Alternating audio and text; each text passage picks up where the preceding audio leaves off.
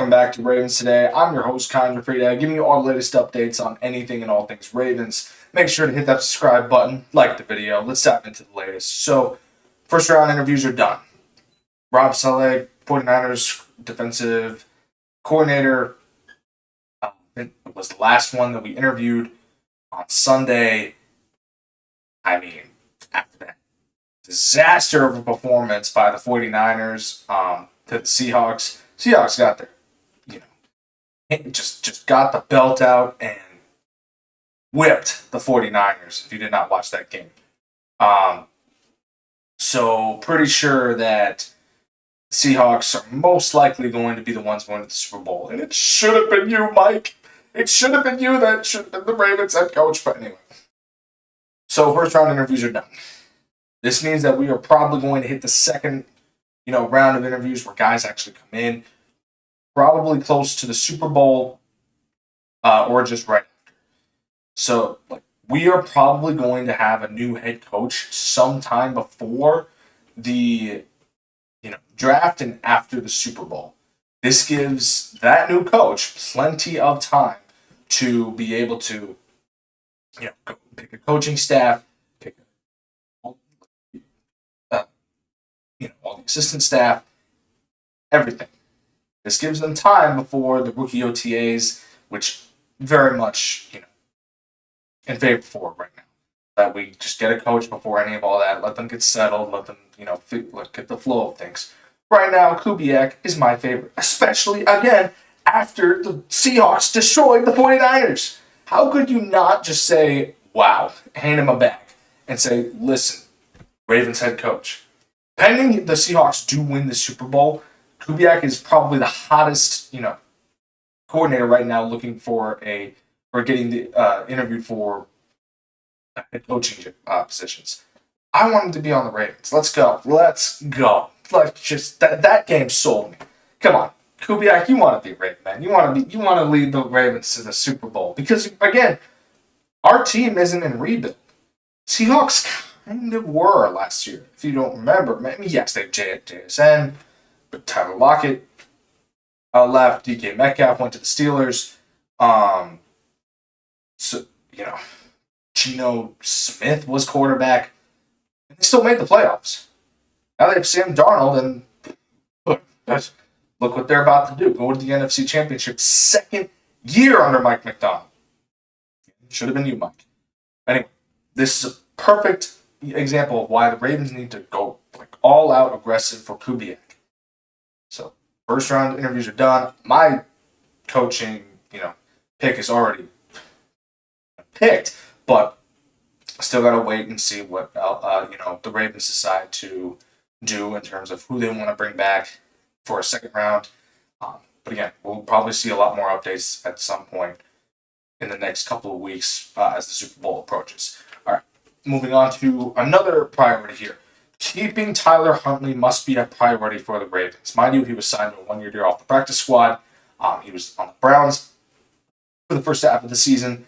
Then Ravens picked him up when he was released. Practice squad won 2 games as a starter as a Raven, crucial games as a starter as a Raven, against the Bears and against the Packers. So keeping Huntley is an absolute priority for me. Because he fits the system very well. He's good friends with Lamar, and he's a perfect backup. He's a Pro Bowl quarterback, There's absolutely just a need to get him to sit behind Lamar. Again, Lamar, Huntley has tried his way as a starter on the Browns. It didn't work. So, very set NFL. Huntley's place should be behind Lamar Jackson. It's just a no-brainer for me. The Cooper Rush debacle, we should have just kept Huntley, and we probably would have won a lot more games with Huntley than we did with Cooper Rush. Should have paid Huntley the money that we paid Cooper Rush. So this is a must for the Ravens. You can't just ignore this. This works. Even John Harbaugh is no longer the head coach. I get that. We'll get to that in a little bit, by the way.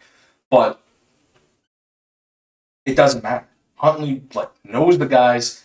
He practiced with the guys, and he's good friends with the guys. Just keep the guy. Like if Lamar, God forbid, if Lamar Jackson gets injured again, then I am more comfortable with Tyler Huntley under center than any other backup in the league. I'm just saying. It's just I hope Lamar is okay, and I really want him to get back in the game, but we have Snoop there, and I know that he can lead us to victory. There's a certain level in me that says, hey, mind you, Tyler Huntley is not Lamar Jackson. He is not Lamar Jackson. But he's a great backup. Ravens need to make sure that they keep him. Moving on to a uniform change. Oh, this one. I'm so excited for this one. I hope this is true. So apparently, the Ravens are a third team that filed for uniform changes for the 2026 season because why not? They just want another alternate uniform. And mind you,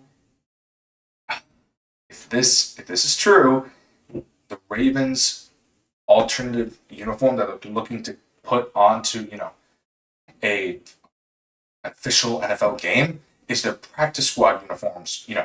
It's the black uniform, gold laced number with the purple inside. If you go look it up, it's super sweet. It's a mind blowing to me why they went with the all purple, which isn't bad, but at the same time, I like this uniform better. Black, gold laced, purple number inside. Let's do that. If that is true, if the Ravens did decide to go with a uniform change, and this is the one they're going with, 100% would love this. Much better than the purple. Or they decide to go with with an all white uniform with gold laced numbers, which would also be great. But at the same time, or bring a throwback uniform for crying out loud. Remember the old uniforms that we used to have back in the early 2000s? Would love to bring that back too for on one night, But if this is true and this uniform is going to be the one that they're filing to use as an alternative, okay. So here is how it goes. They could do Thursday night. They could do the all black uniform. Sunday night they could do the all purple. I don't care. Monday night they could use this uniform anyway, or switch it up. I don't care. But this is a perfect uniform to add. I'm talking about this because this would be so sweet to add. Imagine just watching Lamar Jackson in his practice uniform, slinging the ball on Monday night, Sunday night, Thursday night, whichever day they go with for this unit. It would be a Jackson 5 all over the place. Let me tell you. All right. Last bit here. So, moving a little, mind you, this is a Ravens Today channel, but we still talk about anything and all things Ravens. John Harbaugh was Ravens head coach for 18 seasons. He's on the Giants. Officially official. John Harbaugh is officially heading to the Giants. And there are a lot of Giants fans that are really excited. Rightfully so. The Giants have not had a great head coach the last few seasons, okay? So, here's my thing. For all you Giants fans, may I remind you, yes, John Harbaugh is an accomplished head coach. And I've had my fair criticism about him, but I hope he does well for you. But, here's my thing. It's always been the Harbaugh way or the highway. Always. There's never been time for Harbaugh to adjust anything in terms of a game plan in the middle of the game. Any good coach, for me, can say, this isn't working. We got to switch it up. We got to go with another game plan. But Harbaugh refuses to do that. He has refused to do that in the past. And guess what? It has cost him games. It has cost him fourth quarter leads in games. 19 of them. Okay? But the thing here, Harbaugh has insisted that his way works. Not in the Harbaugh way of the highway, but I mean that any coach that he brings up can, even if they suck, works. Zach Orr, perfect example. Monken, again, I'm very hesitant. There was something going on there that we're not seeing. something behind closed doors that we're not seeing. With Zach Orr, rumors has it, and Weaver, or whoever, going to Baltimore with the Ravens, or leaving Baltimore to go to New York, Giants fans, Orr is not that experienced. I'm sorry. He makes good adjustments later in the season, but that's when his back is against the wall. I don't like that at all. Okay? It's just way too much. It's just way too risky. Okay? I'm just letting you know this is how it works. And he's probably going to bring Daniel Falele with him too. And still insist Daniel Falele is still a good right guard. And guess what's going to happen? Dart is going to get sacked multiple times. And Scadaboo's probably going to get another torn ACL, and his career is going to be at risk if he brings him, which is, let's be honest, which is probably going to happen because there's the love that John Harbaugh has for him is just, you know. But again, this is a Ravens channel, but I'm also expressing my concerns to the Giants. Mind you, you guys will probably be a lot better under Harbaugh because, again, he has a reputation of building a good culture. But with all my flaws that I said, just be careful with, fourth quarter leads. Because as a Ravens fan, watching my team lose in the fourth quarter when you're up by 2 scores multiple times, it's I'd rather just be blown the heck out and know, okay, we can come back another day. It became infuriating to just have to watch my team the whole game under John Harbaugh because I could not trust the team to complete a game even up by 2 scores. If you disagree, comment down below. Thank you for tuning in to Ravens today. I'm your host, Connor Gioffreda. Again, thank you guys so much for tuning into the show. I really do appreciate it. Have a good one.